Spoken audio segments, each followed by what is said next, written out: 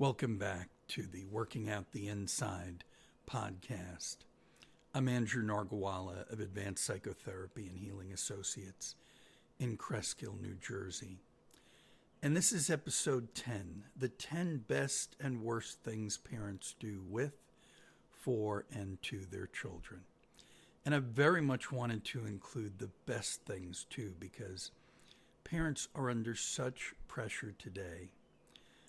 It is such a challenging commitment and vocation that I wanted to also bring out what struggling parents are doing well. And that absolutely I want to give credit, as well as suggesting things that can not only be difficult but sometimes harmful in families. My perspective is a very interesting one on families, in addition to my own growing up, which I've discussed in previous podcasts. I get to work with kids and families from many different perspectives. Sometimes, very often, I'll work with the child as the individual client. And then other times I'll be asked, for example, by a child, would you work with my brother or sister? And if the brother or sister is amenable and wants either individual or to join those sessions, we can do that. Sometimes, of course, we'll work with the whole family, but unlike the old style traditional, everyone must be present for every session. We work in various combinations. If it's appropriate to see everyone at the same time, then that's what we'll do. Sometimes we'll have different combinations. And I've also been able to work with parents exclusively, where they are the indicated patients, and to work through those struggles with them. So I've been able to see it from many different perspectives and continue to do that. It's a great blessing. And that will definitely inform what I have to say today. So let's alternate between some of the best and worst things. Let's start with one of the best ones, which is good self-care. And this includes getting away from your kids. This is often a very unpopular message to parents. They are often so wired into their kids, both with technology and just rabid concern, that when you suggest that they take some couples time, they take some individual time, they do some hobbies, get some rest, they are quite resistant. I've had parents come in with long lists of things that they have to do, and it's absolutely impossible that they could make any time, but somehow they're able to do it. And you hear comments like, my kids are everything, which is always a dangerous thing. Your kids can be the most important thing. They can be the thing uppermost on your mind and your energy, but they cannot be everything.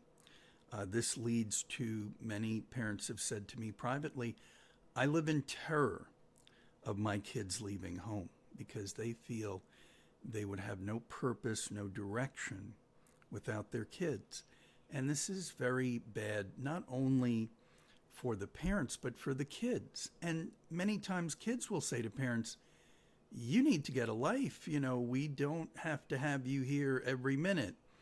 Or they will get hooked on that kind of attention and use it, and sometimes even turn it against the parent. So it is definitely a dangerous thing.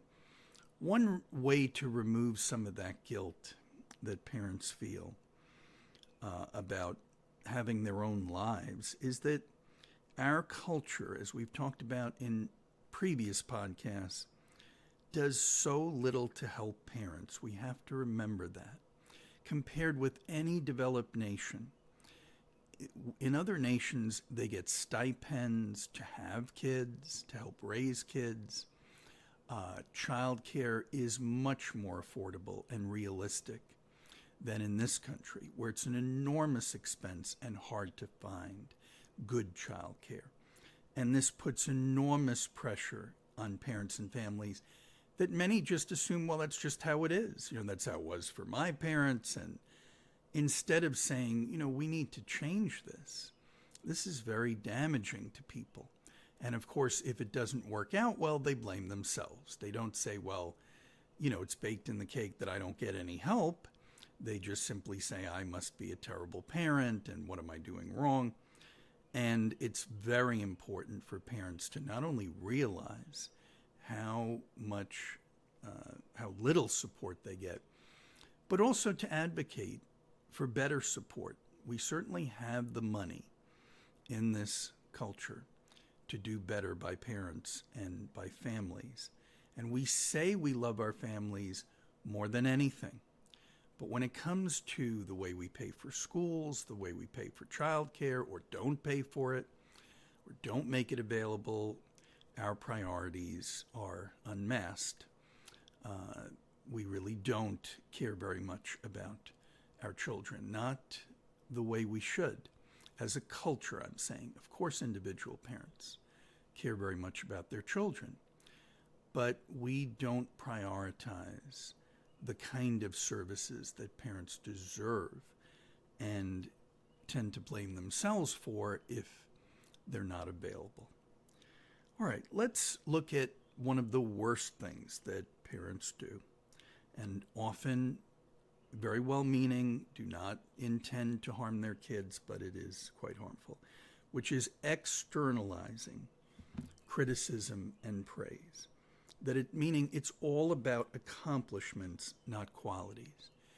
And many times when parents come in and they're discussing what is happening with their kids, they'll say, well, my kid is very anxious, and they'll go on to describe unbelievable overbooking of the kid.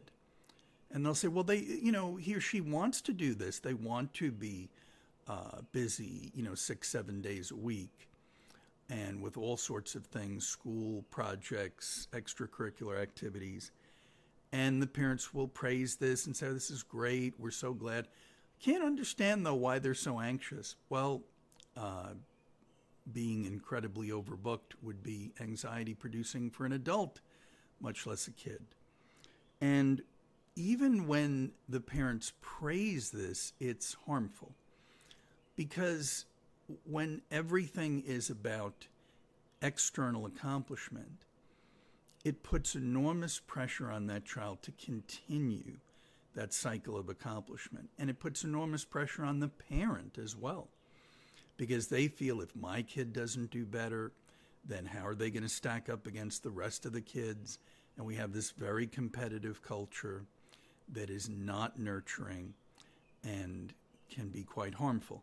There's absolutely nothing wrong with celebrating external accomplishments. When kids come in and tell me how they've achieved something, I'm always incredibly happy for them and praising them. But we also come back to the idea that it is not who they are. It is something they're doing.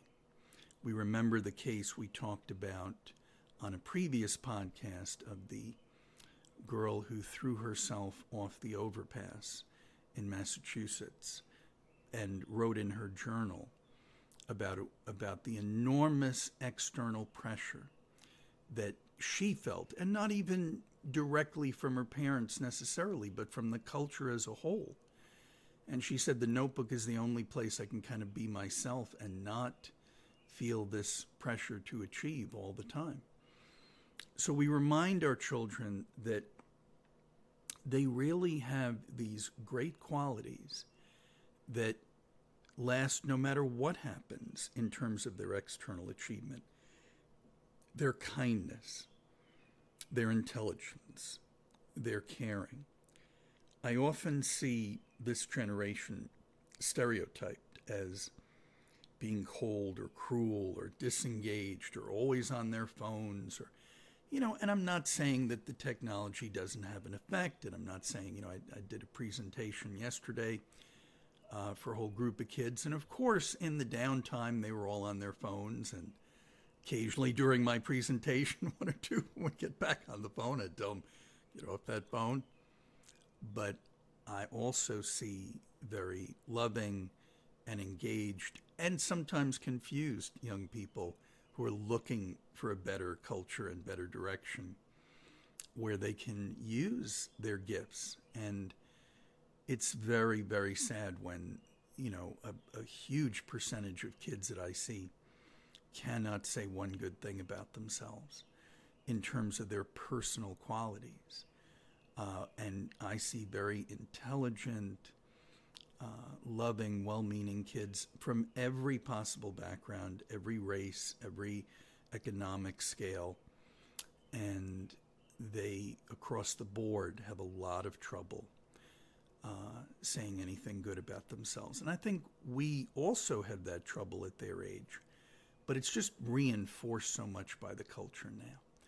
And of course, we see the parents in the news lately being charged with crimes because they so valued that external piece of paper, what college their kids would go to, even if the kids didn't seem all that interested in academic progress. But no, they had to have the right school and, the right diploma. And this is ultimately very damaging because people don't recognize their real worth. And they carry this through to adulthood. They wind up getting a lot of the external goals, achieving those goals. And then they come in and say, I'm having panic attacks. I feel lost. I don't know who I really am. And underneath all the externals. And that's when we have to help them at that age. And we're glad they're coming in, but certainly wish they could see that in an earlier time. All right, back to the best things that parents do. Time away. I used to be shocked when I started my practice. Parents would come in and I would ask them, when is the last time they had a vacation? And some would say 20 years, 30 years. And I just couldn't believe it. I said, how could you go all these years without any vacation? And these were parents that could afford to. Money was not the factor to hold them back. And I would even say, when is the last time you had a day away? I'm not even talking about a big vacation, a week off, 2 weeks off. I'm talking about taking a day trip, and they would just look at you like, well, I never do that. I don't have time for that. And there are many sources for this. Some of it is economic. There are parents who are working constantly, and we've said before, we don't offer the kind of help to parents, to individuals in general in our culture. We don't have national health insurance, which every other developed nation has. We don't have stipends for having children. We don't have child care that's affordable and of good quality. So, again, this pressure. And sometimes the sources are also from the parents' own upbringing. I had one woman who, after telling me, she should never take vacations, always work, always be home with the kids, she said, my father told me I'd be a failure, and I work every day to prove that he was wrong. And her father was not in her life anymore, but she still felt that pressure. And once she was able to recognize this and remove that pressure, she booked a cruise, took the kids on a cruise and started to do regular vacations and, felt that her life could be her own. She didn't have to live up to her father's distorted view of her. So there's all sorts of reasons. It's not just cultural. There are certainly psychological reasons why people limit themselves or, again, feel that externally they have to give more to their kids in terms of material aspect. And Also, since we don't have free state and local college that other developed nations have, parents understandably feel I've got to be working constantly. You see it in commercials where, for financial services companies, where they say, oh, yes, we've got 5 kids. That means 5 college tuitions. We're going to have to pay. So whether it's the kid feeling the pressure to pay student loans, which are not dischargeable in bankruptcy, unlike every other kind of loan. I mean, it's very cruel what we do to kids. And same thing with parents. They feel, well, I've got to work 2 jobs. I've got to, extend myself, because who's going to pay for college? Who's going to pay for my kid living with me when they get out of college and can't find a job? So there are multiple pressures on parents and on families in that regard. But taking time away is incredibly important. It is putting gas back in the tank. You cannot constantly be giving and doing and not make time to get away, also to have your own friends, your own interests, your own hobbies. If you don't, you burn out. And parent burnout is certainly a big issue that we see in our practice. Back to the worst things that see parents do, and one of them is accepting abuse from your children at any age. There's behavior that parents take from their children, whether their children are young or adult children, that they would never tolerate in a million years from anyone else coming in their home. In fact, if you ask them and say, well, if someone behaved like this to you, who was not in your family, how would you react? Oh, I would ban them forever. I would never put up with this behavior. But when it comes to kids, very often, and sometimes this is true, I see a lot of kids on the spectrum with Asperger's and various levels of autism, and not extremely severe, not kids in institutions, but kids who are in the community and struggling with that, and it's a very real condition. But I'm talking about everything from kids on the spectrum to kids who are certainly not on the spectrum. And the kind of abuse that parents will allow, verbal abuse, sometimes physical abuse, and they put it down as, well, this is just how my kid is. You don't understand, Andrew. There's nothing I can do. I'm helpless. And one of the things that I will have parents confide in me, they will say, well, I don't want to be the bad guy. I'm afraid that if I consequence my kid, they'll hate me, they'll turn away from me, I won't have a relationship with them. But actually, it destroys the relationship, because the kid winds up feeling guilty that they treat their parents this way. They look back, and of course they'll take advantage of it when it happens, but it doesn't help their self-esteem at all. Privately, kids tell me, I wish my parents would consequence me. I don't understand when I come home at 2 a.m. and they're just like, oh, well, that's okay. Don't they love me? Aren't they worried for me? Now, the kid is not, in most cases, going to go to the parent and say, would you please consequence me? It would be embarrassing. And kids also want to get away with things. There's 2 sides to how they look at it. On the one hand, when it's convenient for them, hey, I get to do what I want to do. But then they also have that reckoning where they're saying, is anybody really in charge? And it makes them feel lost and without structure. And kids need that regular structure and expectation. They need it from their therapist. They need it from other adults in their lives. And they certainly need it from their parents. So consequencing is a very important factor, and not accepting abuse. If you would not accept anyone else calling you names, physically threatening you, putting their hands on you, screaming at you, then you should not accept it from your kids. And you have to be willing. And parents will say, but they just escalate, Andrew. If I try to do anything, they just get worse. Well, you have to be willing to sometimes take some extreme measures. If your child puts his or her hands on you, you have to be willing to call the police. This can be a dangerous situation. You could be hurt, and your child would not be happy with that. Your child would regret that in most cases. If they don't regret it, it's all the more reason that you need to get additional help involved. And, you have to say to yourself, if I would do this with another person or adult or child, then I must do it with my own child. They will not stop loving you if you consequence them.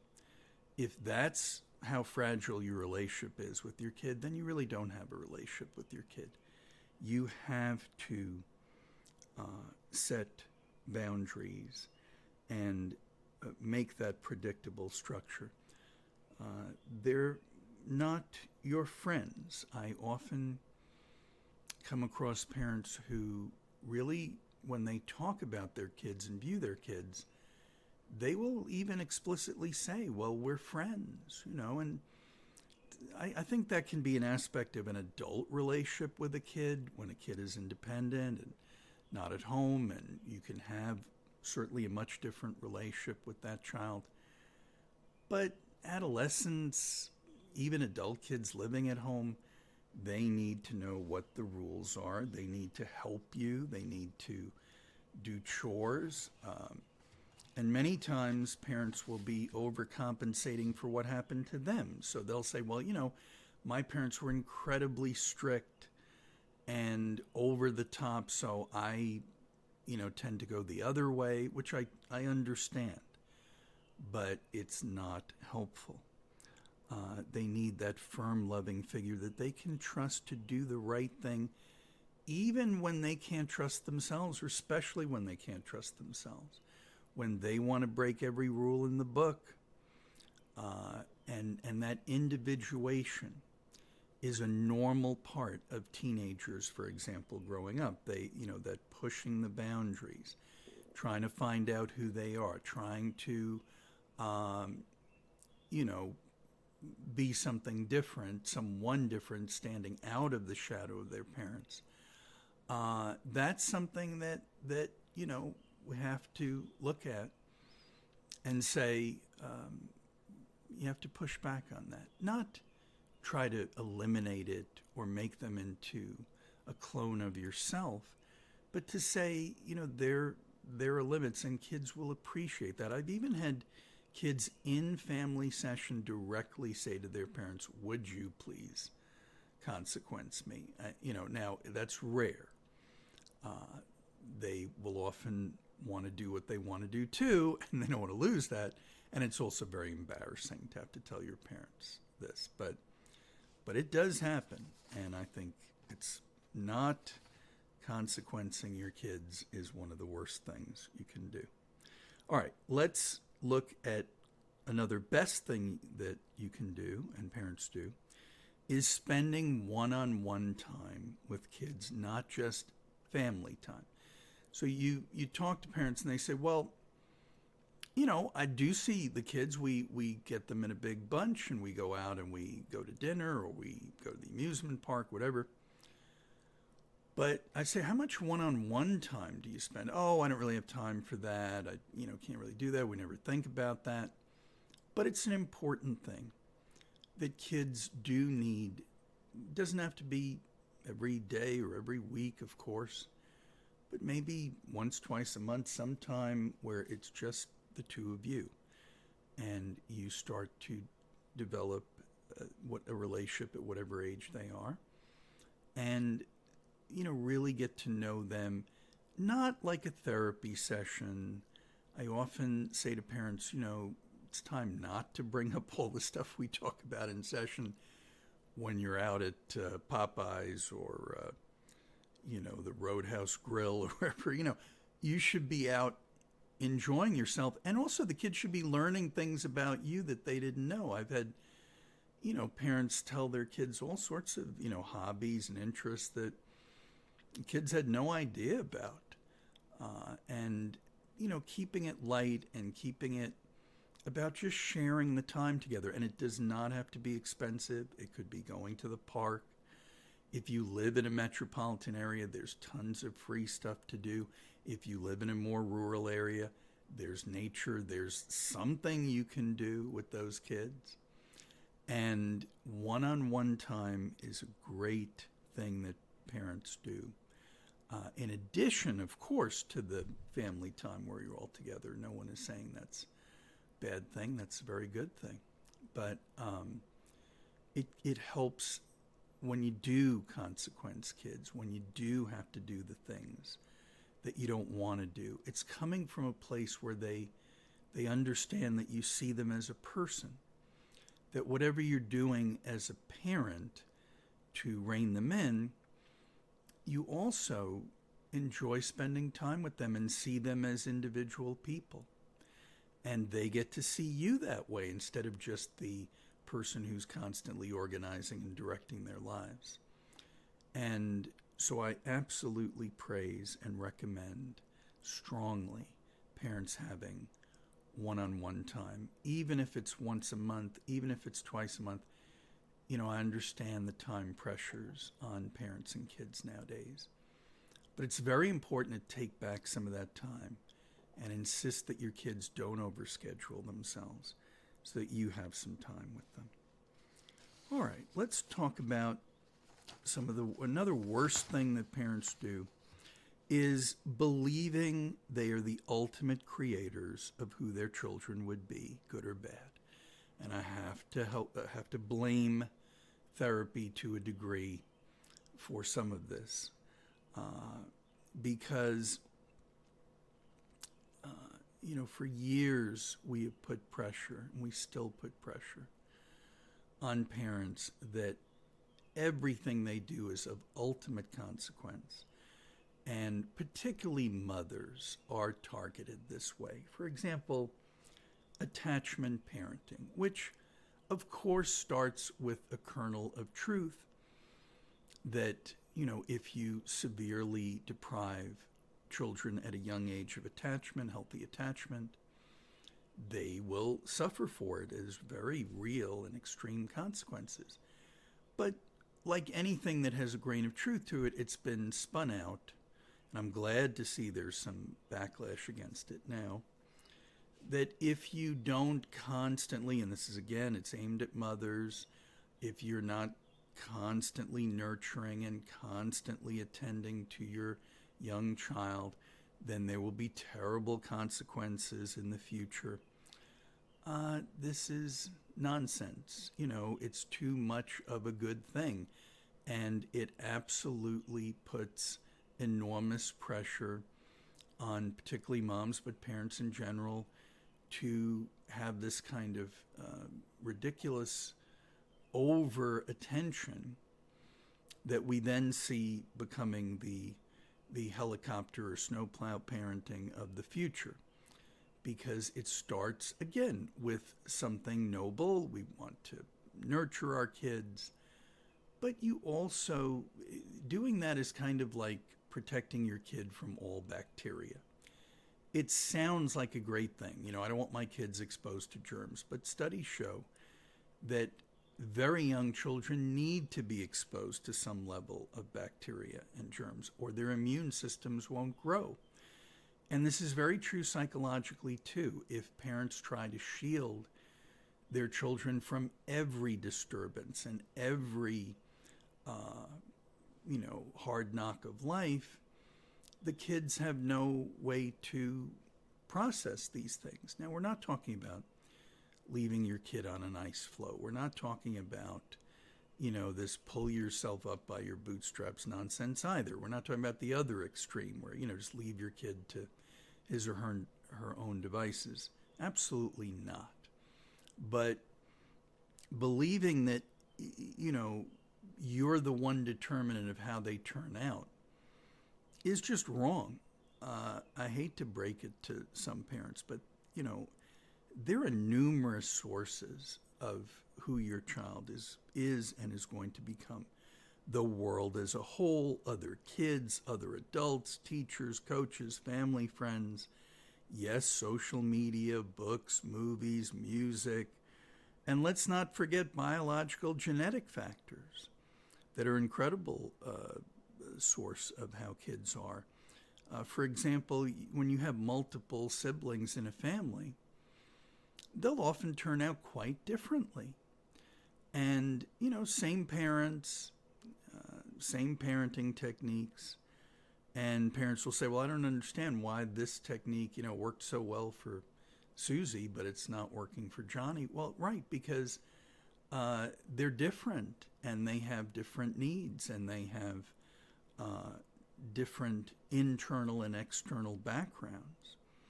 So take the pressure off.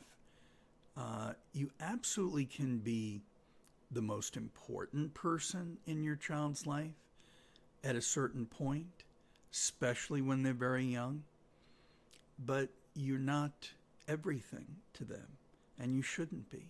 And it's bad for you if you feel that you have to be.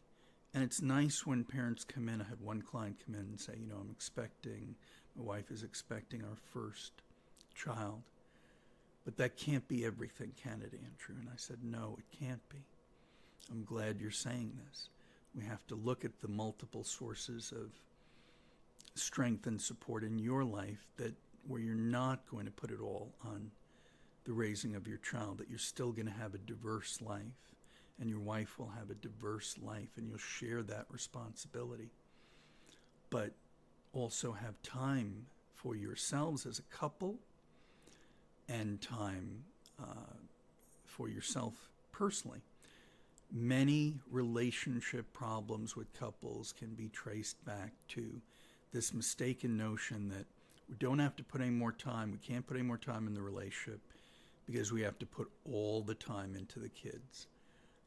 That is a breeding ground for slow but steady destruction of the marriage.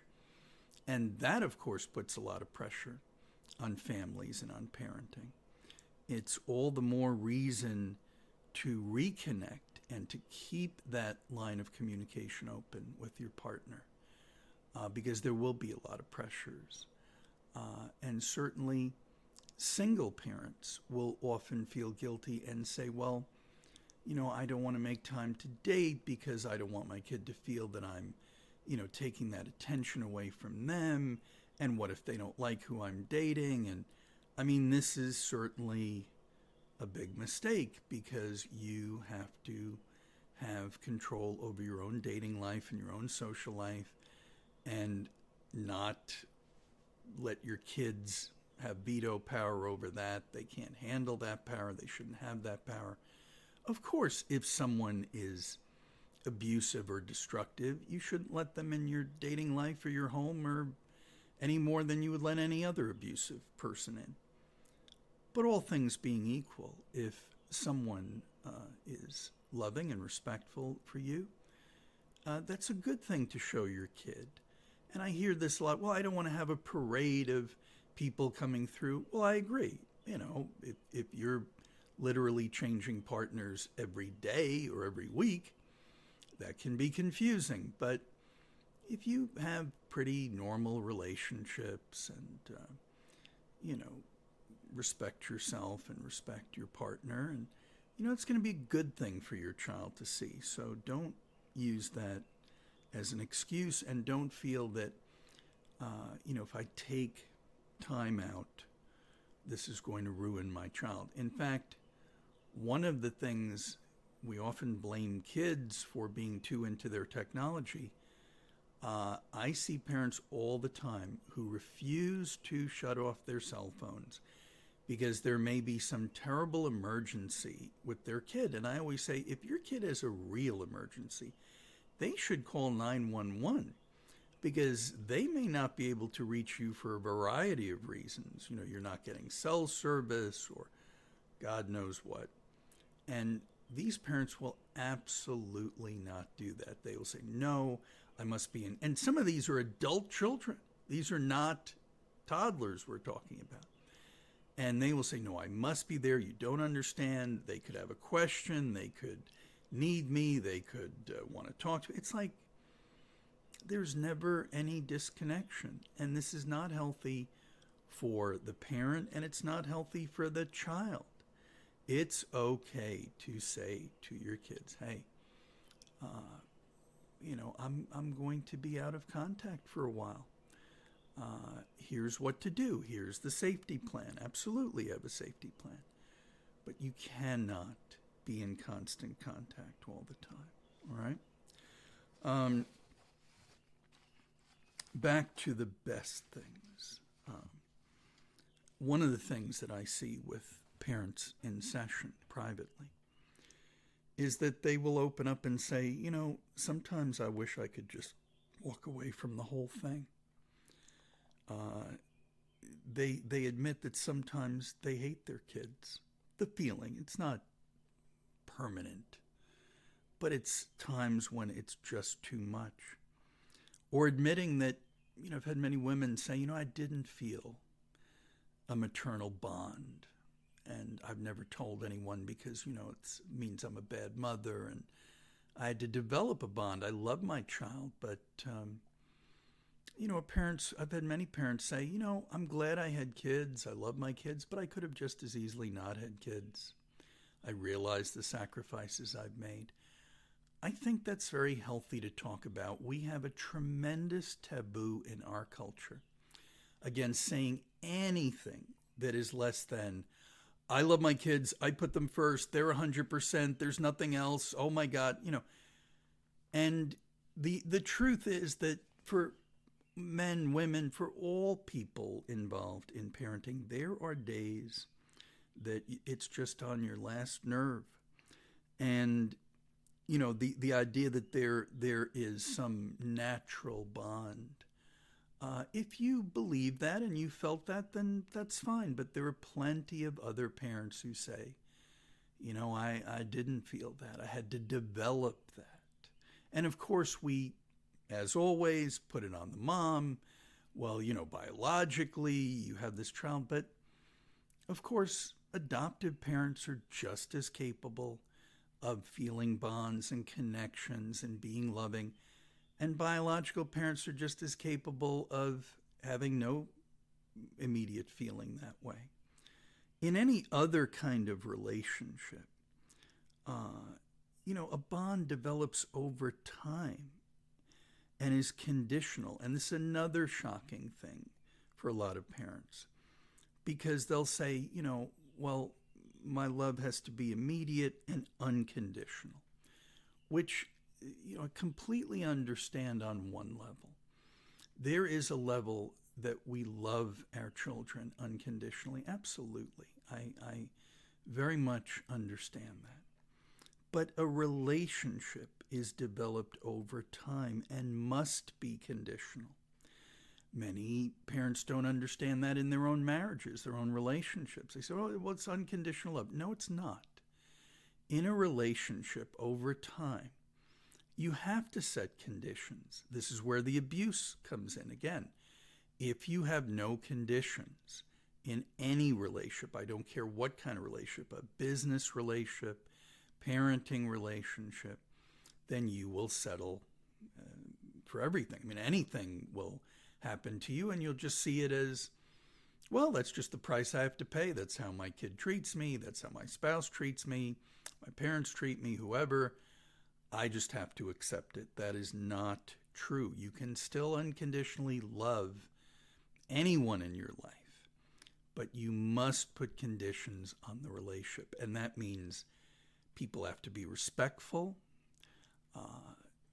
Children have to be respectful of you. I'm not talking about the old, seen and not heard, and, absolutely am 1,000% against any kind of physical violence towards kids, and have reported such violence infinitely more times than I can count, unfortunately, to the authorities when it happens, because it's incredibly damaging and counterproductive. And If people think they can spank their way into, better relationship with their kid or more discipline, they're just kidding themselves. It doesn't work, and if it works for a very short time on the surface or externally, it's absolutely a relationship killer, and it gives you nowhere to go after that. What do you do when your kid gets bigger? What do you do when the spanking doesn't work? You have all the same problems all over again. So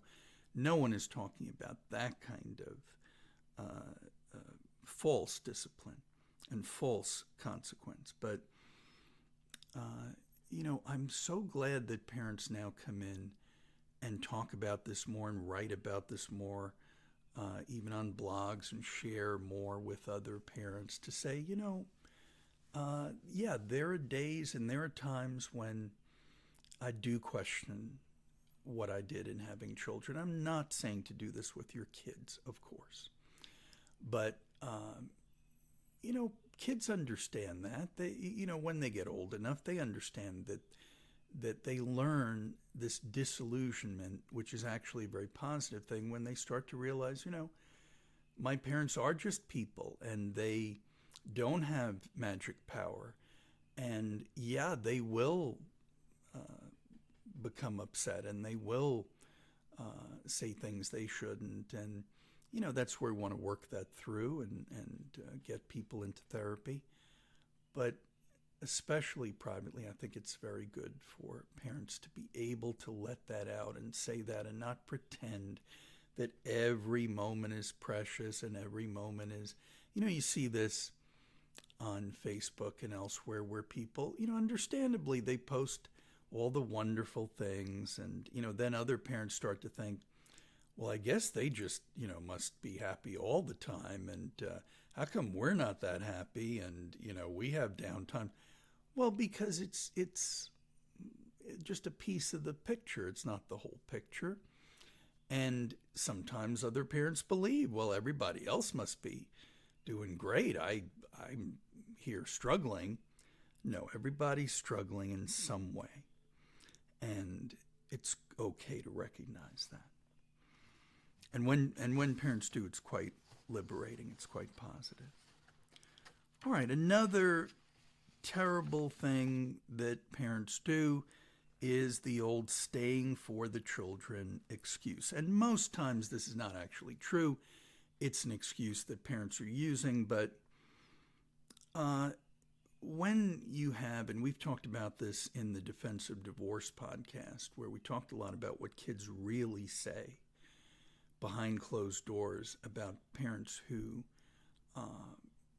stay together because they feel divorce would be so harmful to the children. And there's all these books written about it. I wish there were more books written about the effect on kids where the parents don't leave and tell themselves that it's much better to just continue this horrible relationship.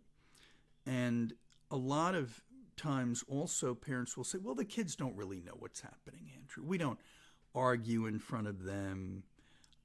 And of course, the kids will immediately tell you privately, of course we know what's going on, Andrew. And of course we have to live in this war zone. And, we're not going to tell our parents that we want them to get a divorce, because then we'll be to blame for the divorce. And that is kids' number one question with divorce. Was I to blame? Did I do anything? Am I responsible? So kids often will not tell their parents what they're really feeling, but they'll tell us as therapists. And this myth that somehow, if there's a very destructive relationship, even abusive relationships, with all sorts of infidelity, physical abuse, and parents will still be, well, should I stay together for the kids, Andrew? Should I? No, that is not a good excuse. Now, I'm not saying at the first sign of trouble, the first argument, you get divorced, and, of course not. People have to work through all sorts of things, and that's where therapy comes in. That's where we try to help people either in couples therapy, family therapy, to get through these tough times. But the idea that when there's just years of suffering and years of really horrific abuse, that somehow this is a happy situation for the kids or the parents, is a big mistake. So that's where you need a support system of your friends, family, therapist to decide, what should I do? Is this the right path to take? But do not use staying for the kids as an excuse to stay in a bad relationship. It does not help your kids, and it doesn't help you. And of course, there are financial considerations sometimes. I do understand it's not easy. We don't make it easy. Again, it gets back to what we don't offer parents in terms of having a family. And as a culture, we don't offer that support. So it is hard. But if it is all possible to have that as an option, where you don't just take that off the table and say, we're going to stay no matter what, it's actually very, very helpful. Back to the best things that parents do. This is number 5 we have 5 of each today. And I realize there's so many more that we could talk about, and I welcome your suggestions and your comments. But recognizing the internal qualities of your kids, and that is what makes up the identity. I can't stress that enough. To treat external achievements as what they are, as lovely things to be celebrated, but not the core. And you see that there are parents who do this, who are able to see the great qualities in their children that transcend whatever they're doing externally. I understand the pressure, and I see the pressure on parents who are so frazzled and so afraid that their kids won't make it. And there is a real fear now that the American dream is gone, that it was always assumed when I was growing up that kids would do better than their parents would do. And now parents are confronting the fact that may not be true for a huge portion of the American population. And I know we have listeners all over the world and whose cultures may be different, but that is how it is for a lot of parents in this culture. And even ones who are quite fortunate and have a good bit of money still feel that pressure and still feel like, what can I do? So I'm very glad when parents are able to treat and see their kids as human beings, not just as resumes. And our last terrible quality for parents is something we touched on earlier, the constant contact. And this includes the apps that give you constant tracing of your children. You can know where they are every minute. It includes just simply constant texting, calling to your kids. Where are they? Every minute of every day. This breeds dependency. How are your kids going to learn to deal without you if you won't go away at times? And I think there are many parents who are secretly or not so secretly hoping they never will, because I see it a lot with adult children where the parents can't let that go. So now I also see that kids are adopting that technology with each other. So they've been constantly watched, and now they are watching their girlfriend or boyfriend constantly on these apps. And it's incredibly destructive, and the kids call in a panic. I didn't hear from my girlfriend for a few hours. I was scared because, she said this issue or that. And, it's very damaging. People cannot handle that kind of power, that kind of knowledge. They have to be able to step back. And a lot of times they know that, but they need to hear it from someone outside the situation. And that's where therapists come in, where they can say, no, that's not healthy. You have to let that go. You have to learn to trust your partner or your kid and let them face what they have to face, and then bring it to you and grow from it and bring it to us. I again want to say I have nothing but admiration for anyone who is a parent and is struggling with these issues. It's incredibly difficult, and I hope that this is taken in the spirit in which it's offered, as constructive critique and not as putting down parents and just adding to that drumbeat of criticism. I think I see a lot of parents in despair, a lot of parents who are overwhelmed. And that's my real message, whether we're looking at the best things parents do or the worst things, that those parents deserve support. If you are a parent right now who feels you don't have a professional and personal support system, where you're regularly seeing friends, you're regularly doing your own activities to give yourself a break and to set a great example for your kids, then you need to start down that road. And therapy is one of the ways to receive that encouragement and planning and support.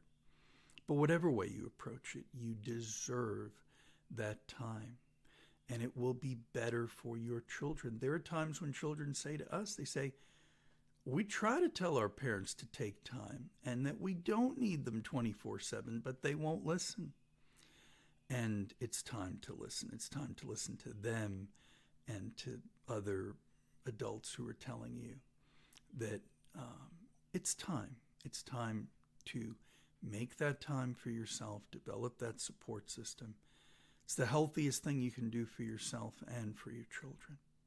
If we can be of any help in our practice, please give a call. But wherever you get that help from, I'm so glad you listened today. I'm so appreciative of people who've reached out with positive comments. And again, if there's any suggestions for topics, if there's any questions, do feel free to reach out. And thank you again for being here on this journey. And we'll see you next episode.